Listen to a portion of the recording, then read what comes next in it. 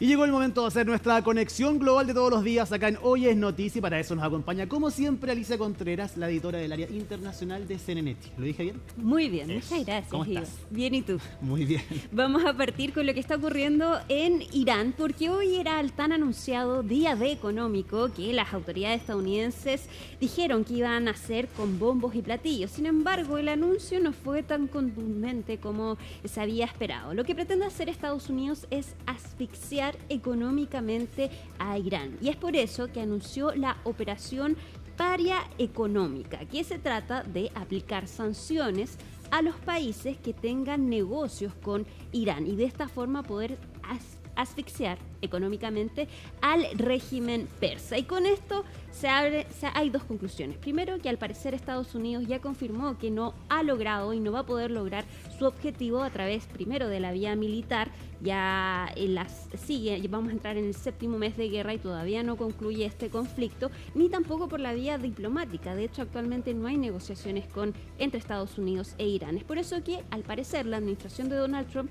está apuntando entonces a estas sanciones económicas. Sin embargo, Irán ya lleva 50 años sufriendo estas sanciones, por lo que no se sabe cómo esto podría afectar entonces y si va a tener las saldos suficientes o que espera Estados Unidos en contra del régimen persa. Asimismo, desde Irán aseguran que ellos están preparados para este escenario. Otra parte importante es que uno de los principales socios comerciales de Irán es China. Estados Unidos va a sancionar a China. Se le preguntó al secretario del Tesoro por esto y dijo que cualquier país entonces que negocie con Irán se somete entonces a la posibilidad de ser aislado económicamente. Son varias las preguntas que se abren con este anuncio, que tampoco dio muchos detalles el secretario del Tesoro respecto de qué países va a sancionar, cuál es el plazo, ni qué otras medidas se consideran entonces en esta operación. Son pocos los detalles y más las preguntas y qué respuestas entonces respecto de esta medida. Escuchemos lo que dijo el secretario del Tesoro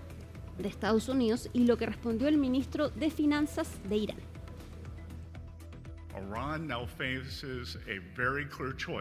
Irán se enfrenta ahora a una elección muy clara con solo dos caminos ante sí: el aislamiento global total y una economía de subsistencia, o un camino de regreso a la normalidad con la oportunidad de reincorporarse a la economía global.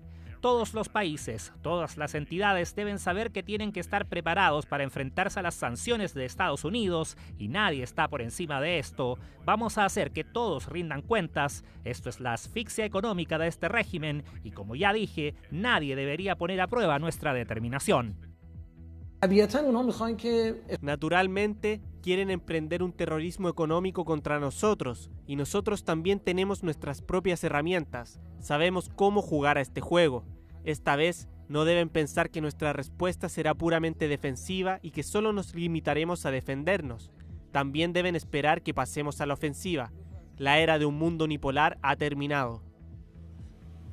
Pero no solo a Irán, entonces Estados Unidos está mirando con sanciones económicas. También se reanudó la guerra comercial entre Estados Unidos y Canadá. Fue el primer ministro Mark Carney quien al parecer está desafiando a Donald Trump y poniéndole cara frente a estos aranceles. El viernes pasado se iban a realizar negociaciones entonces para lograr un acuerdo entre ambos países. Sin embargo, esas negociaciones fracasaron. Según Canadá, el problema fue que Estados Unidos llegó con ultimátums a estas negociaciones y exigencias que para Canadá son inaceptables. Por ejemplo, que incluían la desaparición de obligar a los productos canadienses a tener instrucciones en francés, que es una colengua, un coidioma de Canadá, que es el inglés y el francés. Entonces, a raíz de esto, Canadá no aceptó las negociaciones con Estados Unidos y por esto, a partir del sábado, entonces Estados Unidos impuso aranceles a Canadá respecto entonces de distintos productos, por ejemplo, material eléctrico,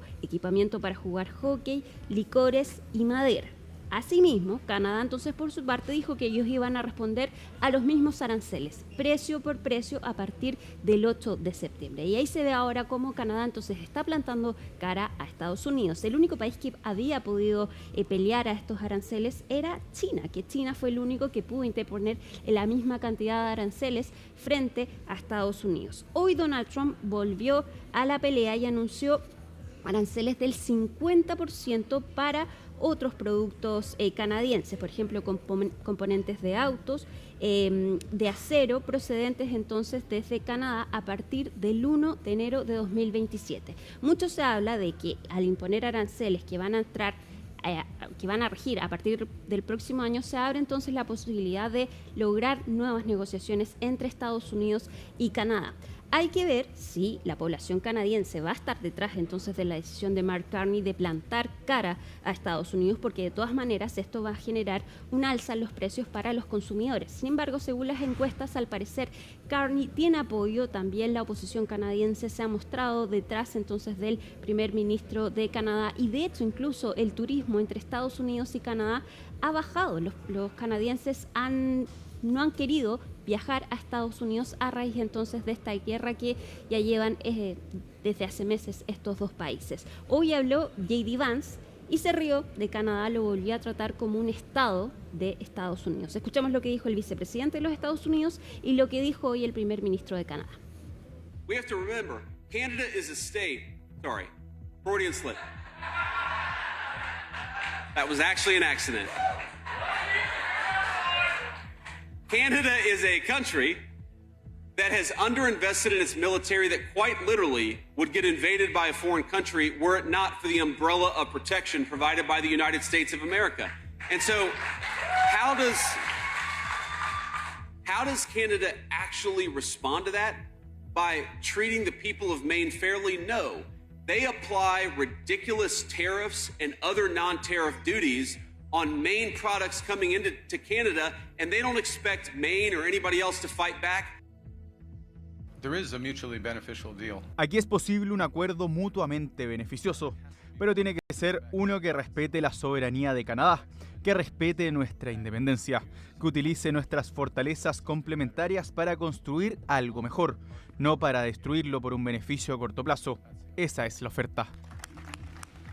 Nos vamos ahora a Brasil, porque ya empezó con todo la campaña presidencial para las elecciones del 4 de octubre. Es la primera vuelta en este país. También elecciones que Estados Unidos está mirando de cerca. Ayer se realizó el primer debate presidencial televisado, pero no asistieron los dos candidatos que están liderando las encuestas, el presidente Luis Ignacio Lula da Silva y el senador Flavio Bolsonaro, hijo de Jair Bolsonaro.